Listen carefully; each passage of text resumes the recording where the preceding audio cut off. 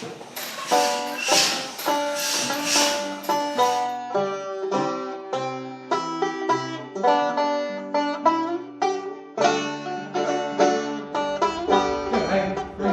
here. The Aussie offsiders dragged me up the hill on a whim because he's a bit bored, and I thought I'd take the opportunity to talk to you about the International Harvester Titan 1020. Now, as you can see, I'm properly equipped with the appropriate clothing. So, the International Harvester Titan 1020 was produced from 1914 to about 1922. Interestingly enough, International Harvester were building this. Wallis Tractor Company was building this, which is far more like a tractor. But we'll cover that another day. So, first thing you'll notice about this tractor is it's very, very old looking. And it is. It's built for simplicity, it's built for use. Thousands of them were sent to England during the First World War, until they were replaced with the Fordson in 1917-18. So the first thing to notice, big water tank. There is no radiator on this tractor or water pump, just thermocycle. You fill it up, and as it oils away, you keep topping it up. That is the cooling. There's a big door on here. You open it up, fill her up with water. Okay, so as we move back through the tractor, you'll notice big flywheels. It's a twin-cylinder horizontal engine, massive bore and stroke. Chain driven, as you can see down here, you've got the drive chains. There's one on each side. The differential is encased down in the bottom of the gearbox, and that's your drive. Spoke wheels, cleats. Basically a very basic tractor, but it did the job. Now, a few other things I want to point out that are interesting. This is your belt pulley, massive great big belt pulley. See, it spins free.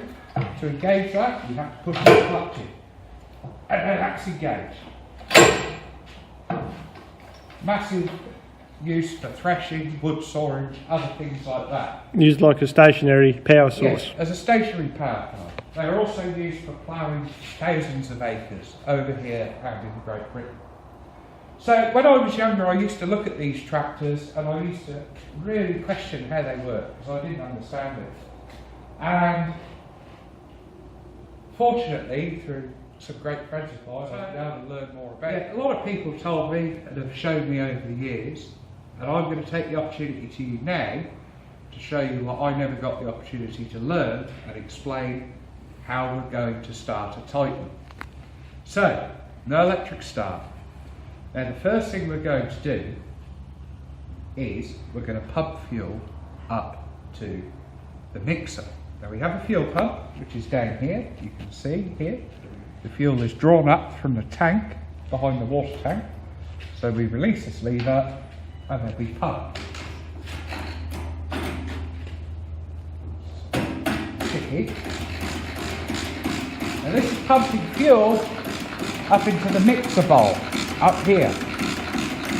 And it's also, if you hear that clicking sound, it's rotating the lubricator. There's no sump on this tractor. The oil is just pumped by this lubricator, which holds a set amount of oil for your main bearings and big ends. And unfortunately you can't see because the glass is cloudy, but you can see the oil being fed into the oil lines as I pump it.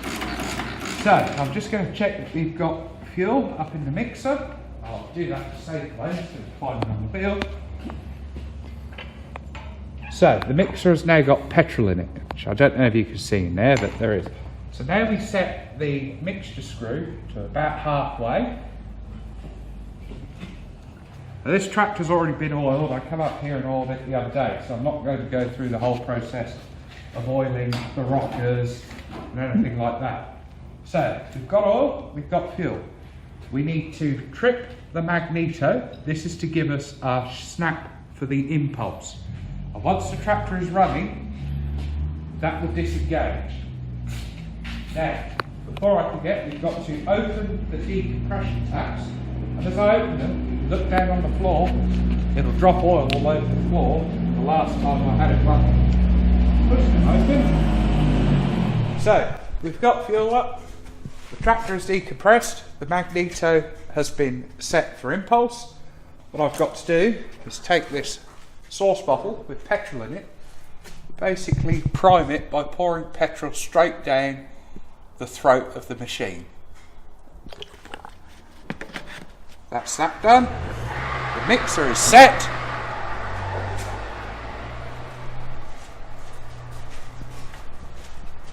Now, you can use a crank handle, but I choose not to.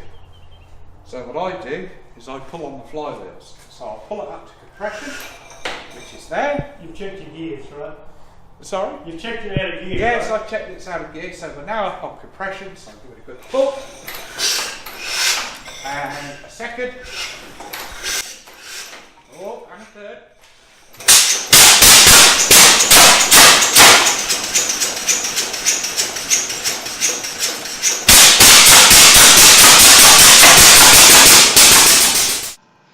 Okay, so the reason why the tractor is so loud at the moment is because the decompression taps are open, which are required for starting. So you'll see me reach over and close them using the lever.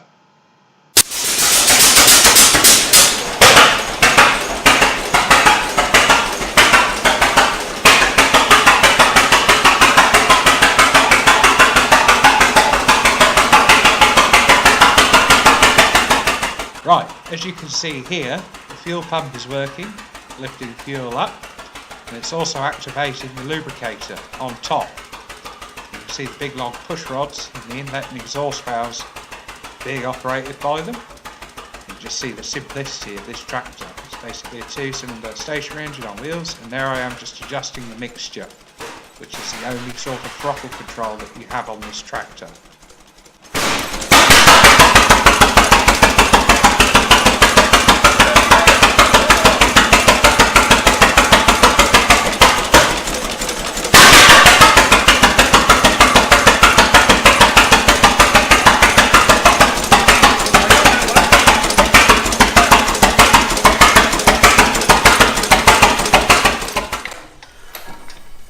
So, there we go, that's how they start up. Now there's no throttle on this tractor.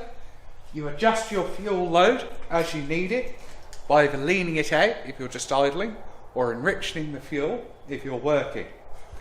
That's basically it really for the Titan. As you can see, it's a very basic tractor driven and operated by the Women's Land Army during the war. One thing I will just point out that I forgot to mention was the extension on the front right hand wheel.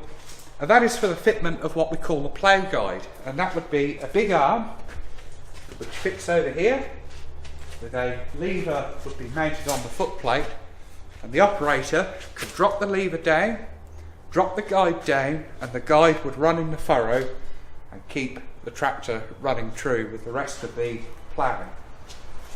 So yeah, I hope that you folks see how this operates and how you started up. It's an opportunity that I never got, and just really appreciate the skill of the guys that go into keeping these things running.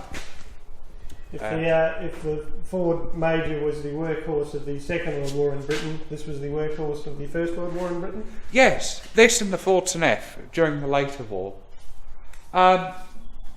Lots of them built. There are a great number of them surviving. This was one of the Tony Pelthorpe collection and one of his favourite tractors. One thing I will just show you, interestingly, there's no grease nipples on this tractor. Everything is greased by these greasing cups. As you can see one down here, you fill those up with grease and then you screw them in and it pushes the grease through all the joints. There are a load of those on this tractor. As you can see, another one here. And also, interestingly, that you don't often get to see on any vehicle, you've got the clutch. The clutch is mounted here, and you can see the clutch bands. And they close up around this flywheel to engage and disengage the clutch. Only 2 speeds, slow and slower, and reverse gear. So, that's it really from the Titan. Yeah, I hope you found it interesting, and I'll do a comparison between this and the Wallis tractor next time, because there's such a small difference in age between them, but a huge amount of difference in tractor. Thanks for watching.